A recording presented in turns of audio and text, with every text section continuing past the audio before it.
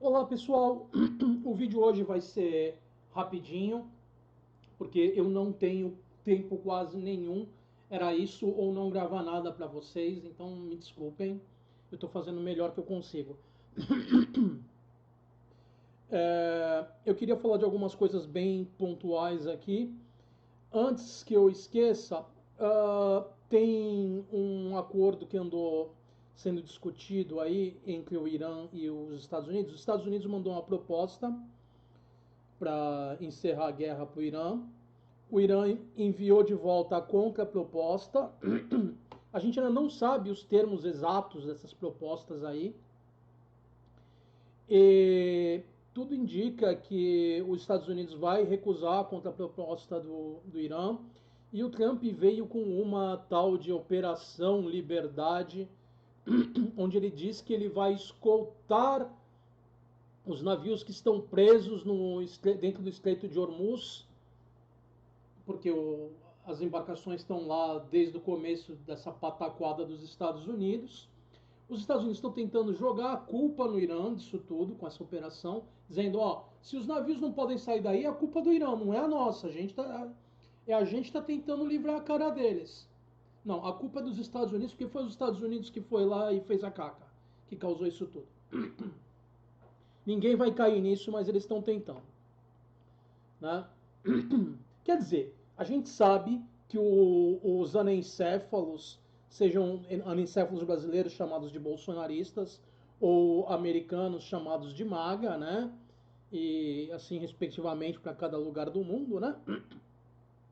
Aqueles que realmente não têm nenhuma atividade cerebral vão continuar beijando os pés dos Estados Unidos, né? Isso a gente sabe. Enfim, essa operação Liberdade ela pode entornar o caldo de vez, porque não se sabe exatamente o que os Estados Unidos quer dizer com isso.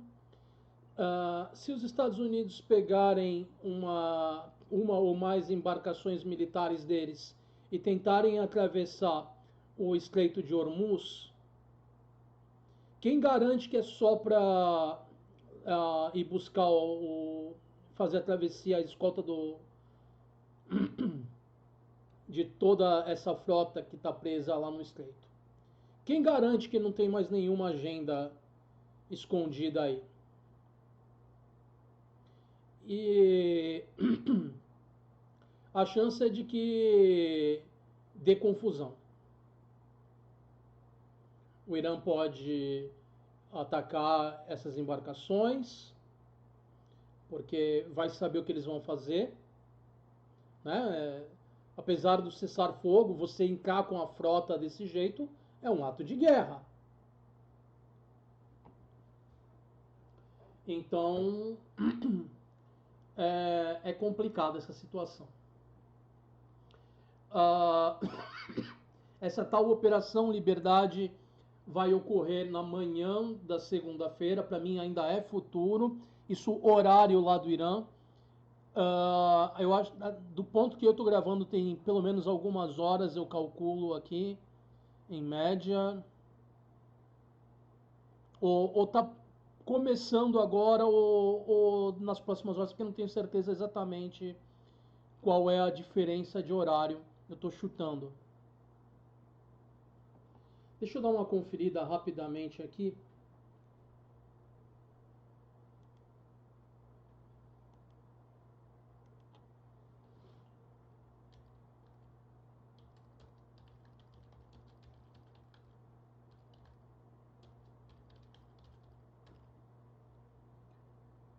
Uh, 6 horas e 30 minutos. Então tá começando na hora que eu tô gravando isso, eu imagino. Ou começou a. Porque depende exatamente de quando eles consideram amanhã. Se o amanhecer amanhã eles considerarem 6 horas, está começando agora. Se não, começou já há algum tempinho, se for antes, ou vai começar daqui a algum tempinho do momento que eu estou gravando esse vídeo. Provavelmente a gente vai ter notícias aí durante o dia, mas aí o meu vídeo já vai estar gravado, editado, não tenho o que fazer. Tá? Então a gente vai ter que esperar para ver o que vai acontecer. Além disso, eu queria falar um pouquinho aqui do Brasil e depois a gente vai para o atentado do Trump. Tinha mais coisa para falar, mas eu não tive tempo de rever todo o material. Eu estou falando dos pontos que eu acho mais importantes a gente falar e depois a gente vê o que dá para fazer com o resto. Bom, durante essa semana teve a votação no Senado para a sabatina e a votação para ver se aprovava ou não o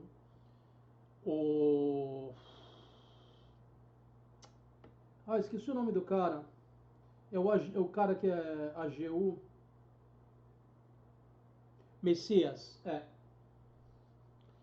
É, e o Messias foi rejeitado pelo Senado. A gente não tem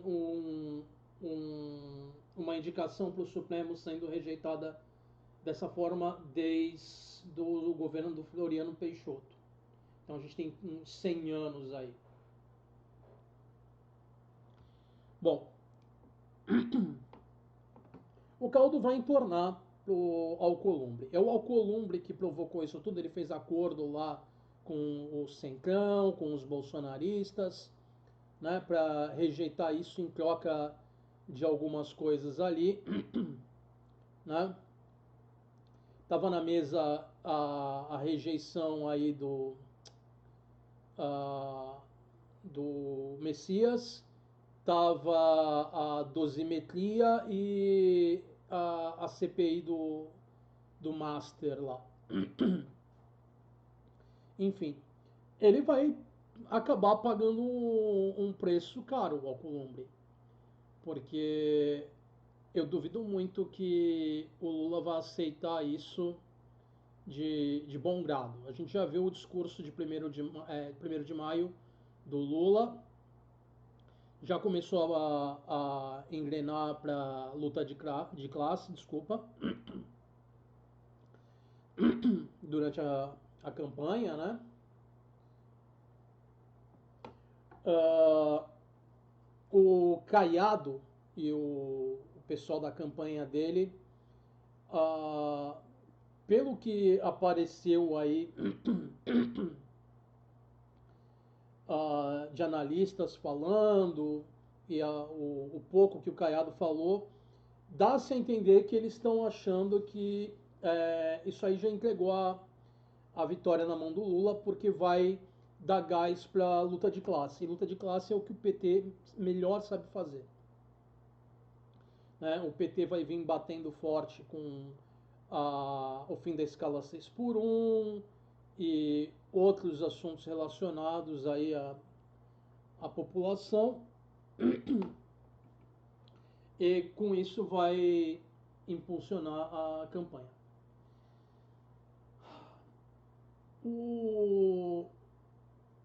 Eu duvido muito que o Alcolumbre tenha a fibra para aguentar um embate com o Lula, porque quando a gente fala do Lula, a gente fala de um cara que já está na vida política desde a década de 80, né, do fim da década de 80. São quase 40 anos. Se você somar isso à experiência dele como sindicalista, que eu nem sei de quantos tempos de sindicalista ele tem, você vai para 50 ou mais anos, eu não sei quanto tempo ele ficou como sindicalista. Mas quando ele passou para a carreira política, ele já era um líder sindicalista de expressão. Então, ele é matreiro. O pessoal da direita, da extrema direita, sempre tem a mania de subestimar o Lula. Não, porque ele estudou só até a 4ª série, ele é um ignorante, que não sei o que, não sei o que lá, e o Lula sempre dá um olé neles no fim das contas. Então, eu duvido que o Alcolumbre tenha a fibra para aguentar porrada na hora que ela voltar. Eu acho que o PT também cometeu erros nisso aí. Em primeiro lugar, ele não deveria ter colocado para votar, a não ser que ele tivesse certeza que ele fosse ganhar com uma margem boa.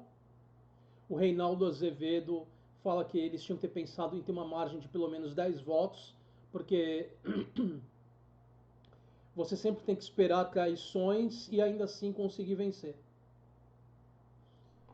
Eu concordo com isso.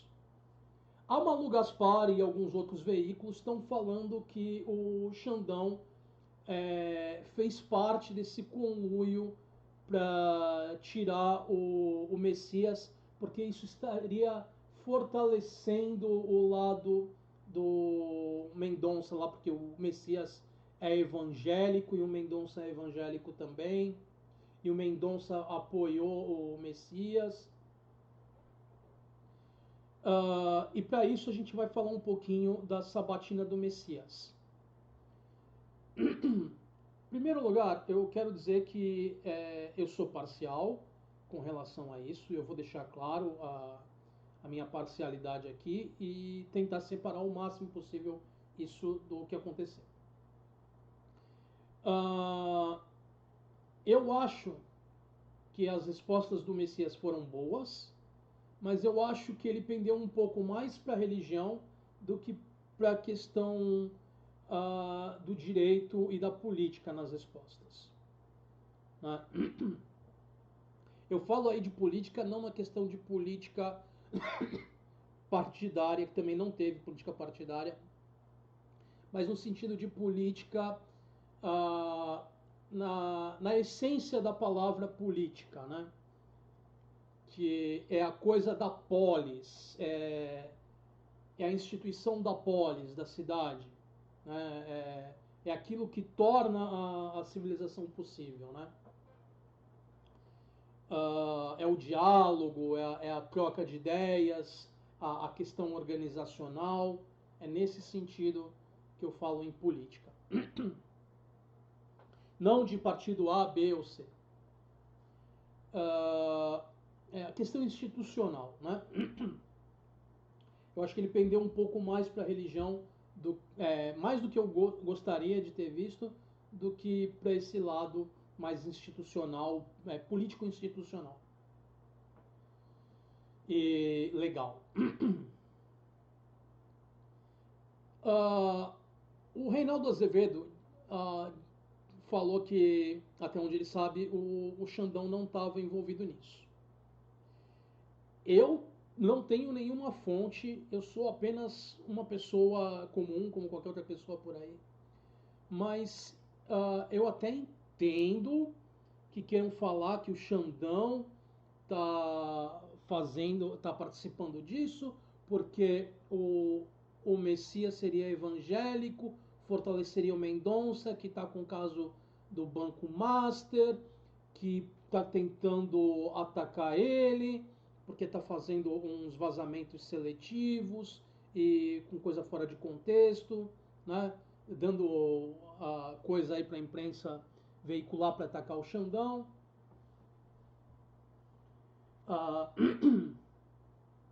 Então eu até entendo isso, mas eu acho que se for o caso do Xandão ter feito isso, foi um tiro no próprio pé,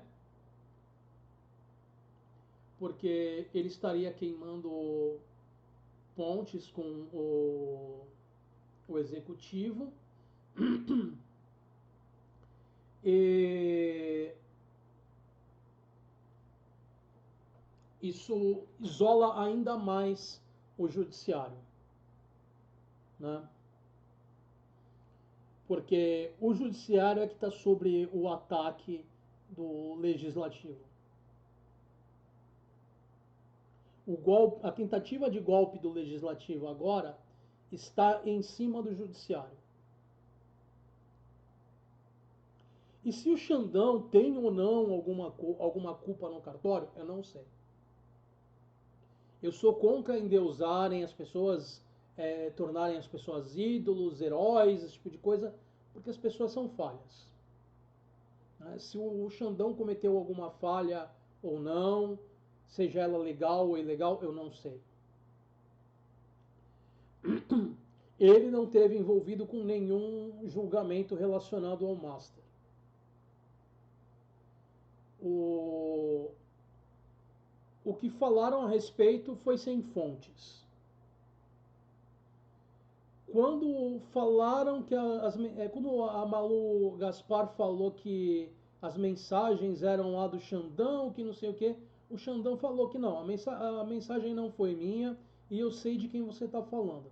É porque ele tem acesso à informação de algum processo que indicou isso. Muito provavelmente. Alguma investigação que ele tem, ele viu e ele sabe do que ele está falando, né? Ah, então, e aí ela rapidamente recuou, né? E ela não apresentou a fonte ainda. Ela não corroborou as acusações dela contra o Xandão.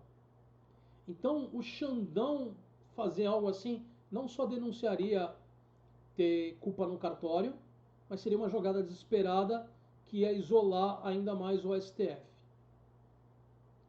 Aí tem o pessoal falando que nessa jogada também estava envolvido o Flávio Dino, o que torna a coisa ainda mais absurda. O Dino, que foi colocado lá pelo Lula, o Dino, que está batendo forte no Congresso na questão do orçamento secreto, que é um dos alvos do Centrão, né? Porque eles estão em pânico com essas investigações. É, eu acho que seria algo bizarro. Mesmo porque ninguém garante que o Messias ia agir de um jeito ou de outro. A carreira dele, pelas informações que aparecem aí, ele seria um cara mais de esquerda do que um cara conservador, apesar de ser evangélico. Então, é muito possível que uh, as ações dele como juízes poderiam pender para um lado ou para outro. Né? Poderia acontecer dele cair, entre aspas, o Lula e votar junto com o Mendonça? Poderia. Mas também poderia ser o caso dele manter a ideologia, a postura político-ideológica dele, deixando de lado a religião. Não dá pra gente saber. Né? Esse é um futuro que não foi pra frente, não dá pra gente saber. Agora, o meu ponto de vista particular na coisa, eu nunca tive exatamente feliz com a indicação do Messias, porque ele é evangélico. Eu me preocupo muito com esse empadeiramento feito pelos evangélicos no governo. A gente tem a bancada evangélica no Congresso. O Bolsonaro colocou dois caras de extrema-direita no, no tribunal durante o governo dele. Além disso, a gente ainda tem o Fux, que também faz parte da turma do Mickey, apesar de ser mais antigo. A Carmen Lúcia, para algumas coisas ela vai para um lado, para outras coisas ela vai para outro, vai saber o que essa mulher vai fazer. Né? Tem processos que ela está sentada em cima há anos.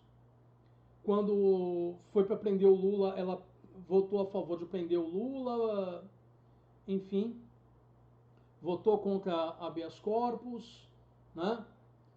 Então não dá pra gente confiar em absoluto na Carmen Lúcia. Ela fez uma caca tremenda no Tribunal Eleitoral recentemente. Não dá pra gente saber para que lado ela vai. Ela votou a favor da democracia na questão do golpe, lá do julgamento do golpe.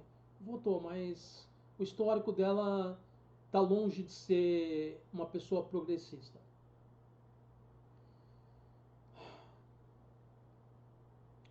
Bom, então eu acho que é, teria opções melhores. Eu entendo do porquê o Lula indicou ele, porque ele sendo evangélico, tecnicamente passaria por uma certa resistência da extrema-direita. Né? O Alcolumbre agora está apostando que quem vai vencer vai ser o Flávio Bolsonaro, com isso ele deixou claro essa aposta dele. E se ele vencer, eles vão emparedar ali o Supremo. Se o Lula vencer, já vai começar a pegar o bicho pro Alcolumbre agora nesse fim de. Agora nesse período daqui até o fim do ano, né? Até as eleições e tudo mais. Mas se o Lula vencer, aí a porca do Alcolumbre vai torcer o rabo e vai ser assada rapidinho, vai virar churrasquinho, né? Ou linguiça, o que vocês preferirem.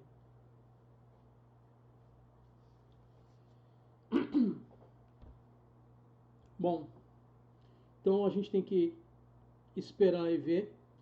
Tem gente que está falando, não, que o Lula agora tem que indicar uma mulher negra, que aí eles não vão poder recusar, porque se recusar vai pegar mal para eles e não sei o quê. Você já viu a extrema-direita? Já viu a quantidade de tiros no pé que eles dão?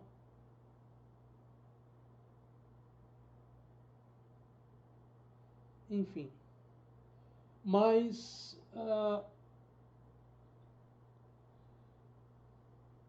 certamente o Alcolumbre vai querer bloquear, porque se ele está apostando na vitória do Flávio, ele vai tentar impedir qualquer votação até acabar as eleições.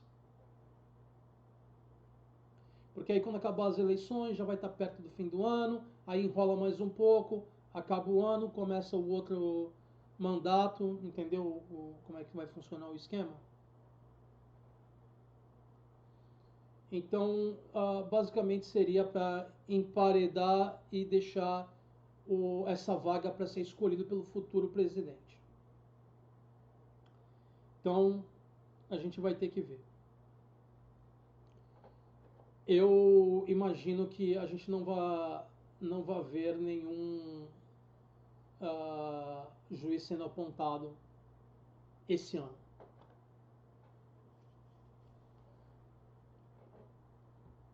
Vamos agora para a questão as duas questões que eu tenho para falar do Trump. Primeira, agora no começo de maio, o Trump tem um problema muito sério com o Congresso americano, que é nos Estados Unidos tem uma lei que o governo americano, o presidente americano só pode declarar operações militares que durem por um período de até 60 dias. Passando esses 60 dias, ele tem que pedir autorização para o Congresso. Porque ele só pode declarar por ele mesmo operações rápidas. E aí, com o apoio do Congresso, aí poderia ser uma guerra, entendeu? Como a guerra começou no final de fevereiro, a gente teve março e abril, os 2 meses inteiros. Acabou esses 60 dias. Foi no dia 28 de fevereiro. A gente está agora, no que eu estou gravando, dia 3. Então a gente já teve 60 dias. Com folga. Então, segunda-feira, o Trump vai ter que se entender com o Congresso americano. Se o Congresso vai fazer alguma coisa ou não, eu acho difícil, porque agora quem está com a maioria são os republicanos. Sem essa aprovação do Congresso, o Trump só pode estender a guerra por 30 dias, e seriam 30 dias para retirar as tropas. Isso está na lei americana. É claro que ele pode descumprir? Sim, ele pode descumprir. Só que aí depois ele vai ter que se entender com a lei americana. Tem aquele entendimento lá da Suprema Corte Americana de que ele seria imune à, à lei enquanto ele está no cargo ou agindo como alguém no cargo. Só que aí você pode alegar que ele está agindo fora do cargo porque ele está agindo fora das regulações que o presidente precisa seguir, né? Então, a Suprema Corte vai ter que ver isso também, provavelmente, eventualmente. E a Suprema Corte americana não está numa boa situação. Mas com o Trump cada vez mais fraco, cada vez mais senil, é também bem possível que entreguem ele como boi de piranha ao fim do mandato dele. O que leva, aliás, tinha mais um ponto que eu lembrei agora, o que leva a questão do salão de baile que ele quer construir. Ele derrubou uma parte da Casa Branca para construir o tal salão de baile. Só que debaixo desse salão de baile teria um bunker com tecnologia e segurança máxima ali. Algumas pessoas especulam que ele poderia querer se esconder ali em caso de ter consequências maiores para os Estados Unidos, do tipo ele começar uma guerra nuclear. Ou de que ele se esconderia ali para não entregar o governo. Eu não estou dizendo que ele vai fazer isso ou aquilo ou outro, eu estou falando das especulações que foram lançadas a respeito disso. Como esse cara já mostrou que ele é mentalmente insano, de diversas formas, ele tem sinais de demência senil, ele tem sinais de outros problemas neurológicos, ele claramente tem um transtorno antissocial, é um megalomaníaco, não tem empatia nenhuma, enfim, é uma lista inteira de, de problemas psicológicos e neurológicos aí. Então, vai saber exatamente o que ele vai fazer ou para que ele quer fazer, porque a gente já tem até pessoal da Casa Branca soltando para a imprensa que ele foi expulso de reunião. A gente falou disso numa outra semana, porque ele estava instável e dando chilique enquanto os generais estavam tentando fazer lidar com a operação ali. Se eu não me engano, ainda era da questão do helicóptero lá, não, helicóptero não, do avião que caiu, que tinha que resgatar o piloto, que não sei o que lá. E precisaram tirar ele da sala porque ele estava instável demais, só causando confusão. Então,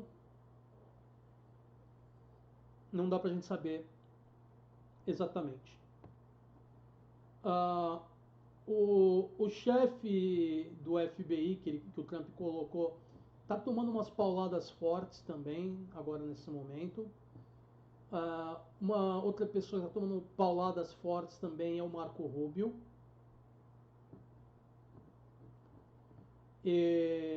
Então a gente está vendo o gabinete dele sendo colocado sob estresse. Ele é uma pessoa instável. Provavelmente quem está guiando as coisas é o gabinete dele. Eu duvido que ele tenha condições para fazer qualquer coisa além de ficar vomitando asneira em rede social. Já falaram também que os relatórios que fazem para ele relacionados à guerra tem que ser vídeos de até 2 minutos com coisas explodindo para ele manter a atenção. A gente também tem vídeos de conferências e uh, outros momentos ali em que ele pega no sono na cadeira da Casa Branca enquanto alguém está falando alguma coisa, ou que ele fez totô na calça enquanto está tendo a conferência ali no Salão Oval, sentado na cadeira dele, você vê as pessoas atrás fazendo cara de cheiro ruim e não sei o que, e o pessoal tirando a imprensa às pressas ali. Então a gente vê uma pessoa que está numa situação de incapacidade para um cargo desse. Se a gente vai falar da saúde do Trump, para ele seria melhor se afastar do cargo. Porque, querendo ou não, além de todos esses problemas que ele está lidando, ainda joga estresse em cima dele. Então, se você vai pensar de um ponto de vista de um profissional da saúde, a recomendação seria que ele saísse dali. Só que ele não vai sair. Porque o ego dele não permite. Para ele sair seria uma derrota e ele se recusa a admitir derrota. Isso faz parte de toda o tipo de personalidade dele, os problemas de personalidade que ele tem e toda essa questão neurológica também, a demência, aí, entre outras coisas, retiraria a capacidade de autocontrole dele, então torna ele ainda mais impulsivo do que ele é. Então, é um cenário complicadíssimo. Eu, pessoalmente, acho que a gente só pode esperar pelo pior dele. É possível que ele invada Cuba se ocorrer a paz aí no Irã? É inteiramente possível, porque ele vem falando nisso há muito tempo e porque ele precisa desviar a atenção do caso do Jefferson Schweppes. Vocês sabem de que eu estou falando, né? Eu preciso mudar um pouco a coisa, porque senão o YouTube não gosta. Bom, e uma última coisa. Teve na semana passada o tal do atentado ao Trump. Quando eu gravei o vídeo da semana passada, a gente não tinha muita informação a respeito, mas eu já suspeitava que a coisa estava meio estranha, porque como que um cara chapado de arma de cima a baixo, porque falaram que ele estava com várias facas, várias pistolas, escopeta, e que ele andou ali pelo hotel, entrou no local do evento, e ninguém teria feito nada para parar esse cara até que ele chegou no local do evento, que ele entrou dentro do local do evento. Esse é um evento também que o Trump nunca vai, dessa vez ele foi. Esse evento, lá na década de 80, foi onde o Reagan sofreu um atentado também. Então, agora, ele aceitar ir nesse evento, que ele não aceitou ir em outras ocasiões, ele tá lá, parece que algumas pessoas foram avisadas para tomarem cuidado e coisa assim, por membros ali que eram parentes do gabinete. Por exemplo, marido, esposa de membros do gabinete do Trump teriam comentado isso com o pessoal da imprensa e outras pessoas que vazaram a informação. E também tem algumas coisas que sugerem possivelmente inteligência artificial envolvida para criar alguns dos vídeos, o fato de que não teve ninguém ferido, enfim, tem muita coisa estranha aí e o próprio pessoal do MAGA está desacreditando desse atentado. Não é nem os democratas apontando o problema. O próprio pessoal da MAGA está apontando o problema com esse atentado. Né? E não apenas isso. O pessoal da MAGA também está batendo forte no atestado. Desculpa, atestado não. Atentado. Eu posso ter falado errado outras vezes, eu estou cansado, gente. É meia-noite agora. E meia-noite e 4 para ser exato. Eu tô cansado. Então, se eu falei atestado em algum momento, eu queria dizer atentado. Me desculpem. Uh, Voltando à questão aí. O atentado anterior, durante a campanha do Trump, tem umas coisas meio suspeitas que eu já falei na época, já falei mais algumas vezes depois, quando o assunto surgiu. A gente nunca vê o dano da orelha do Trump. Ah, ele, logo depois do tiro, estava lá posando, levantando o braço numa pose que o pessoal que trabalha com semiótica e tal, o ângulo que foi tirado a foto foi perfeito demais, né? Para quem está querendo fazer a comunicação, para vender o peixe do Trump como um herói, como um líder forte, não sei o que, estava perfeito demais pelos ângulos e tudo mais. E a gente não vê o dano da orelha do Trump nunca. A orelha não cresce de volta perfeitamente. Né? Vê, eu acho que foi o Michael Foreman que tomou uma mordida na orelha do Mike Tyson. Que o Mike Tyson foi lá durante a luta e deu uma mordida na orelha dele e arrancou um pedaço. Vê a orelha do Foreman se cresceu ou não. Eu não tenho certeza se foi o Foreman. Eu estou lembrando de cabeça, gente. Desculpa. Mas eu acho que foi o Foreman, porque foi o Foreman que tirou o título do Tyson. E finalmente venceu o Tyson, porque o Tyson, na época, era imbatível. O Foreman voltou da aposentadoria. Eu sou fã de boxe, tá? E foi uma luta, assim, fantástica. Eu não sei se vocês vão encontrar isso no YouTube ou não, porque é muito antigo a luta, né? Mas o Tyson era uma máquina de derrubar os oponentes e o Foreman, que tinha se aposentado e tinha voltado, já era mais velho e voltou com tudo e derrubou o Tyson. Se eu estou me lembrando corretamente, foi exatamente assim. Enfim, eu sei que quem derrubou o Tyson tomou a dentada na orelha. Eu só não tenho certeza absoluta se foi o Foreman agora. Eu posso estar confundindo, porque logo depois essa pessoa foi derrotada. Eu não lembro.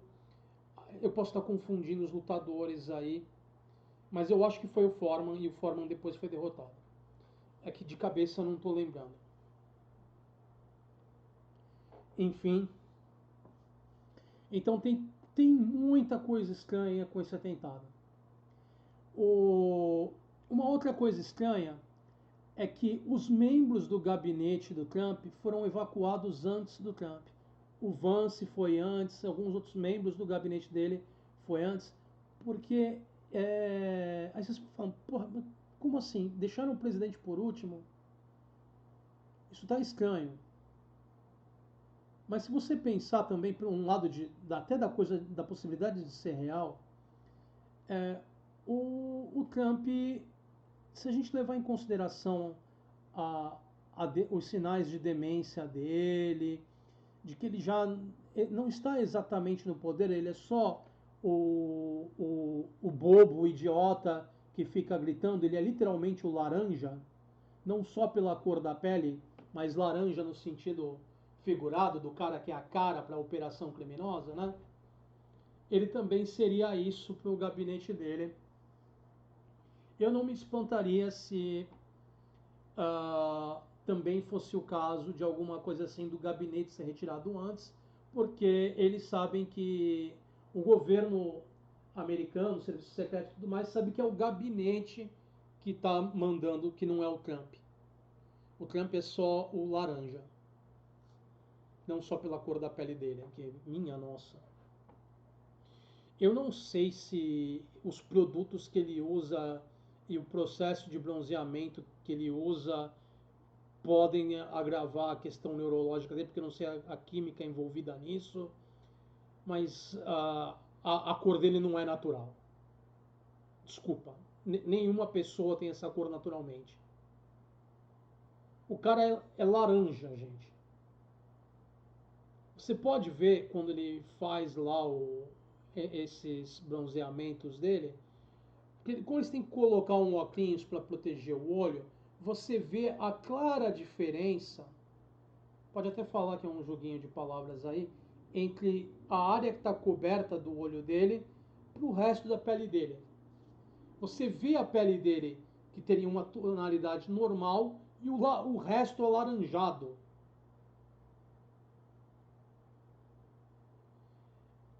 Tem química aí, não me venha com coisa de que não tem. Porque isso não é normal. Enfim, então se até que ponto isso estaria, porque a gente sabe que ele tem problemas circulatórios, vai saber como, falo vai saber brincando, né? Porque é, seria vai saber, né? Mas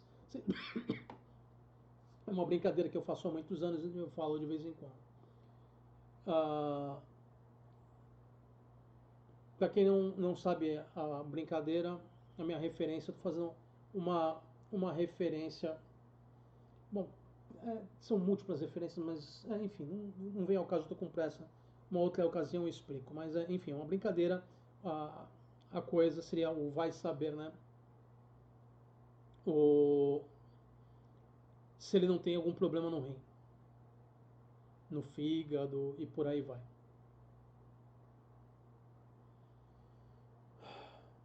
Porque quando você tem problema circulatório, os órgãos precisam da circulação para receber oxigênio, para receber alimento, para remoção do, dos detritos, né? Para que eles funcionem da forma apropriada.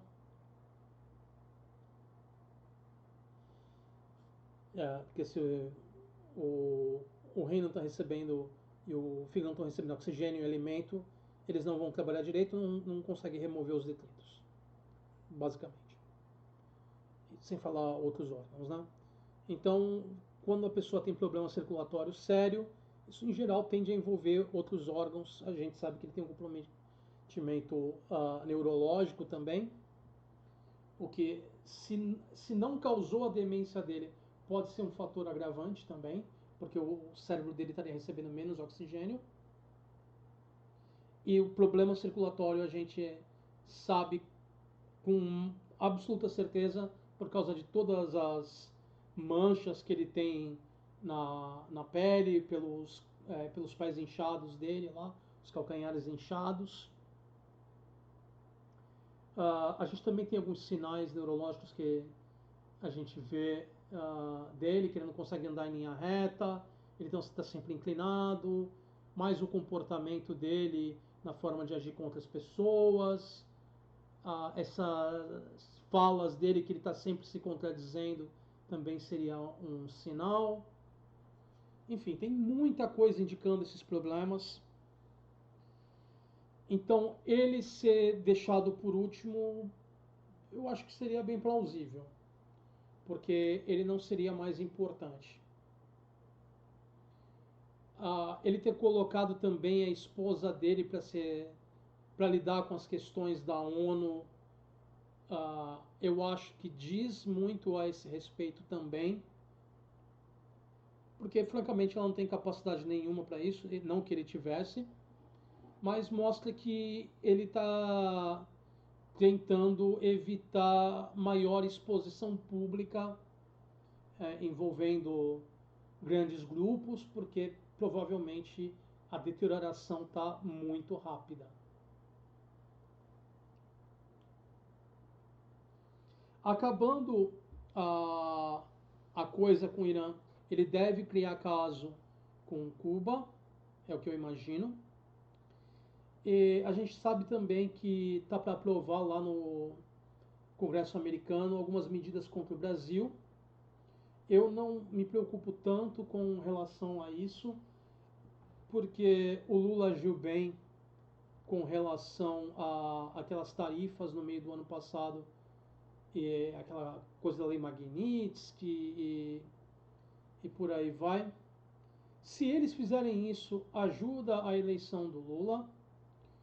Uh, eu acho que o Lula precisa de toda a ajuda que ele puder conseguir, porque não porque ele seja incompetente, não porque eu acho que o Lula vai perder, mas é porque eu acho que tem muito imbecil aqui no Brasil, e porque eu acho que o Lula é meio teimoso em aceitar, ele não consegue aceitar certas mudanças na forma de se fazer política. Eu acho que é uma coisa que vem com a idade da pessoa. O meu pai, ele tem 91, quer dizer, vai fazer 91 daqui a pouco. E há vários anos atrás ele tentou aprender a usar e-mail, tentou se modernizar. Ele tem celular, mas ele quase nunca usa o celular. E ele já esqueceu como faz e-mail, porque ele não usa.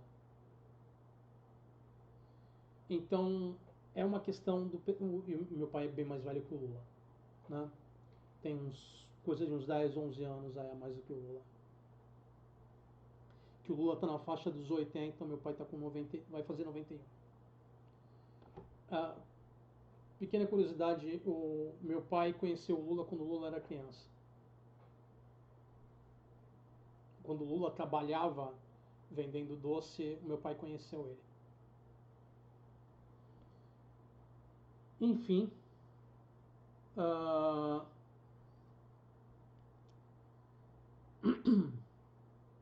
mas vamos lá.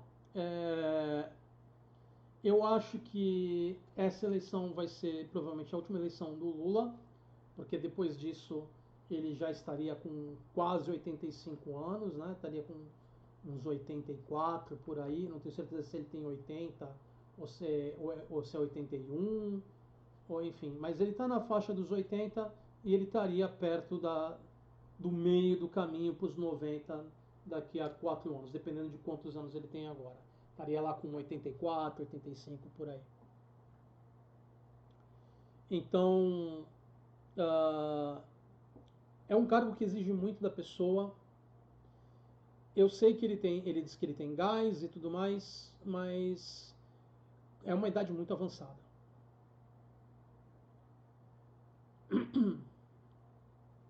O Lula, eu acho que ele está ficando meio antiquado na forma de se fazer campanha. Ele não entende direito a questão da rede social. A gente precisa e a gente precisa muito de alguém que aceite mudar essas coisas, que aceite as redes sociais, porque a direita usa as redes sociais. Né? O Lula é alguém que faz discurso, ele está acostumado com aquela coisa de discurso que ele faz em evento, que ele faz em algumas datas e por aí vai. Ele não tem aquela coisa pontual que viraliza nas redes sociais. Ele tinha que fazer mais coletiva de imprensa, porque aí fica livre para todo mundo fazer recorte das coisas, para que o pessoal da esquerda pudesse viralizar as falas dele.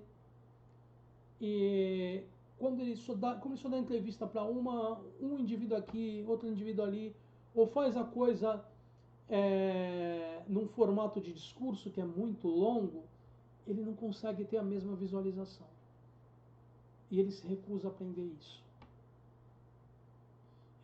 Eu vi pessoas mais engajadas na esquerda, né, que tem contatos ali, falando que os assessores do Lula já tentaram e ele não quer fazer isso. Enfim, se é mesmo o caso, ele precisaria aprender. Se ele não quer aprender, ele vai ser engolido pelo tempo. é uma questão que o tempo mudou, ou a pessoa se adapta ou ela não se adapta, né? Seleção natural.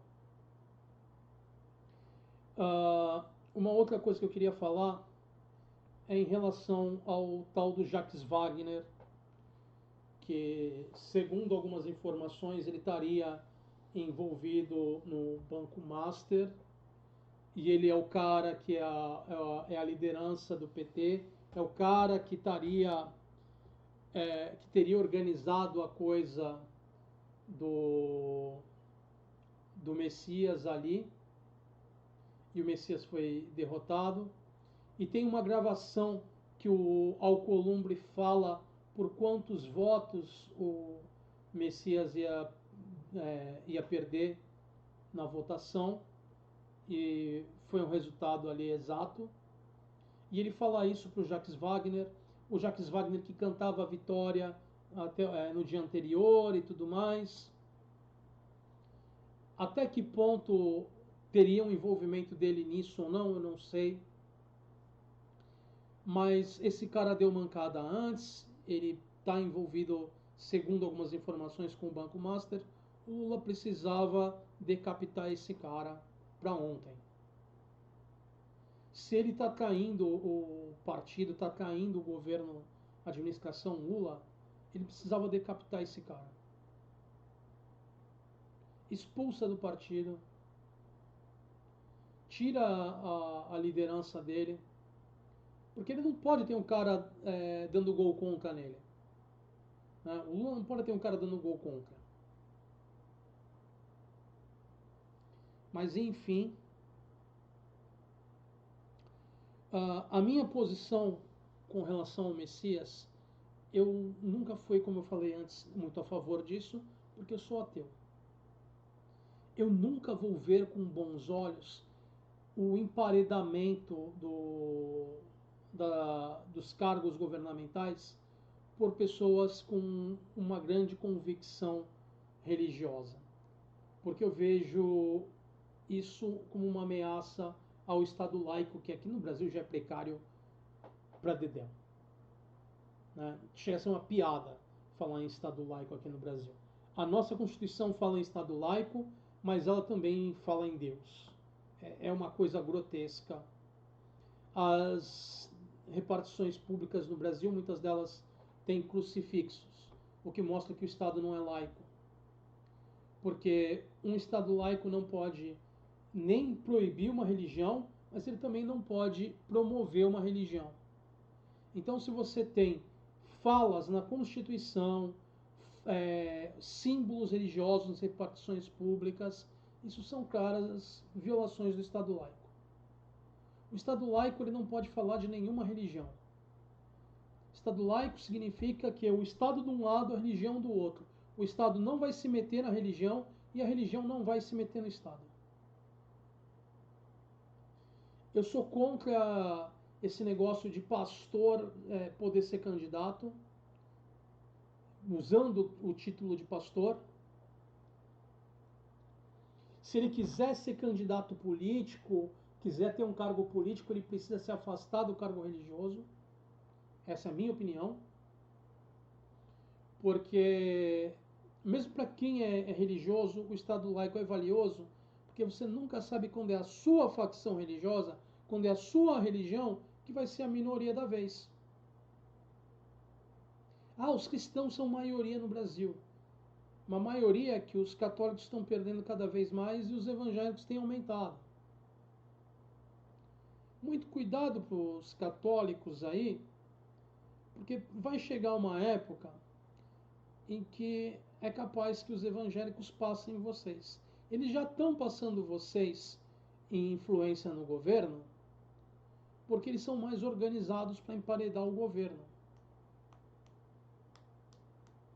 Se você, seja da religião que for, não quer ver um governo se metendo no seu discurso religioso, você precisa zelar pela laicidade. Seja da religião que for, da facção religiosa que for, seja protestante, seja católico, seja eu esqueci o nome, anglicano, seja o que quer que seja. Seja muçulmano, seja de matriz africana, seja budista, seja o que quer que seja. Nunca vai acabar bem quando você mistura política com religião. Tá? Uma última coisa que eu acabei de lembrar, gente, me desculpem. O Trump, numa declaração recente dele, ele falou ele sempre fala insanidades, né? Mas ele falou uma insanidade do tipo que o Irã não foi punido bastante ainda quando ele estava tentando responder a contrapartida ali na discussão de acordo de paz do Irã, que ele falou que o Irã não foi punido bastante ainda pelo que ele fez à humanidade nos últimos 40 e poucos anos aí, voltando até quando teve a Revolução Islâmica, foi 79, dá 20, 47 anos mais ou menos, né? Que teve a Revolução Islâmica, que derrubou um cara que era um governo de direita colocado pelos Estados Unidos no Irã, que era o Shah Reza Pahlavi, que era pau-mandado dos Estados Unidos, era amiguinho dos Estados Unidos. Antes disso, tinha ganhado um cara de esquerda no Irã, os Estados Unidos foi lá depois e colocou o Shah Reza Pahlavi, que era ditador. Aí veio a Revolução Islâmica e tirou o Reza Pahlavi, que fugiu rapidinho de lá. Eu sou contra o regime teocrático? Sou. Do começo ao fim, eu nunca vou aceitar regime teocrático, mas eu não posso impor aos iranianos o que eles vão escolher. Eu já falei isso outras vezes aqui no canal. Por mais que o governo ainda fosse teocrático, a gente estava vendo esse governo lentamente ficando mais maleável, menos fanático. Essa guerra toda chutou qualquer possibilidade de moderação. Então a guerra foi ruim por causa disso. A morte lá do Khamenei, pai, foi horrível por causa disso. Mas enfim, os acordos de paz aí entre Estados Unidos e Irã, eu não espero que isso dê certo. Eu acho que provavelmente vai falhar, mas a gente vai ter que esperar e ver. Vamos ver como fica a tal da Operação Liberdade, que a gente deve ter notícias nas próximas horas. E é isso aí, gente. Me desculpem, eu posso ter me repetido um pouco, eu posso ter sido vago em algumas coisas porque eu não tive tempo de relembrar tudo que eu li durante a semana. E foi só o que eu lembrei de cabeça, tá certo? Eu tive que fazer as pressas porque eu precisaria de algumas horas para rever todo o texto, preparar os tópicos para vocês, minimamente, e gravar. E só a gravação já leva quase uma hora que a gente tem aqui. Eu não tive tempo de fazer o que eu precisava antes e eu ainda tenho que editar. Então, é o que deu para fazer essa semana. Desculpa aí, gente. Eu vejo vocês no próximo vídeo. Eu encerro aqui com o meu usual vida longa e próspera.